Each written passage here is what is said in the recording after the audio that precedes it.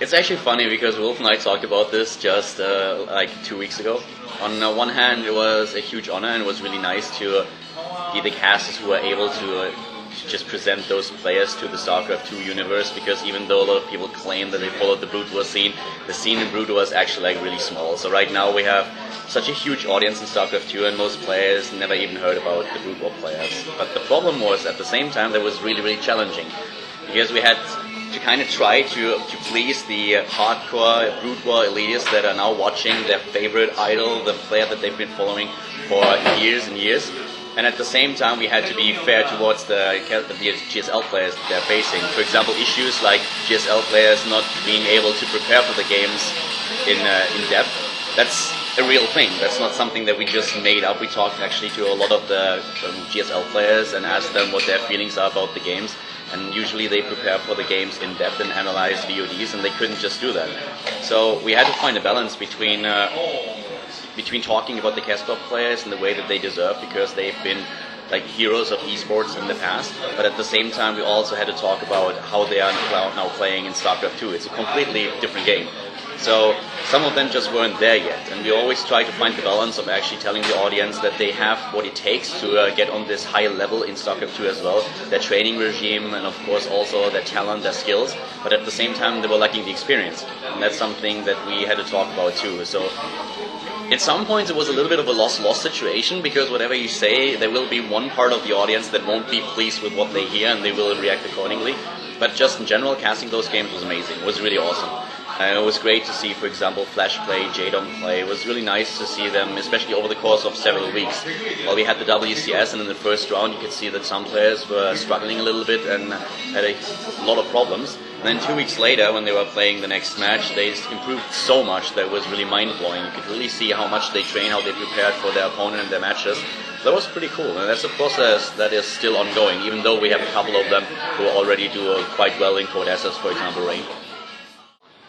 I personally think that it makes the broadcast just a little bit more livelier. The more information you have about the players, the more you can actually connect with them. So for me personally, for example, it's always a big difference if I watch a player that I know on a personal level, that I've spent a lot of time with, or if he's completely unknown to me. And I think the same thing transcends a little bit if you try to bring additional information to your audience.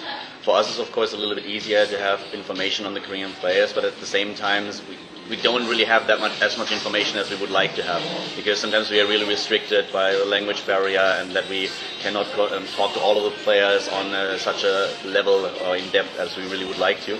But usually if we have some kind of knowledge about them that might not be publicly available, we try to introduce that as well into the broadcast, talk about it a little bit and just give some insights, for example, about training methods, about what they really like, dislike, what's the reason why they don't choose a particular strategy, or just talking about school, for example. There are a lot of players that are really, really good, even though they are still at school, but there are others that have the entire day to practice StarCraft 2 and might not be able to be on, let's say, the same level.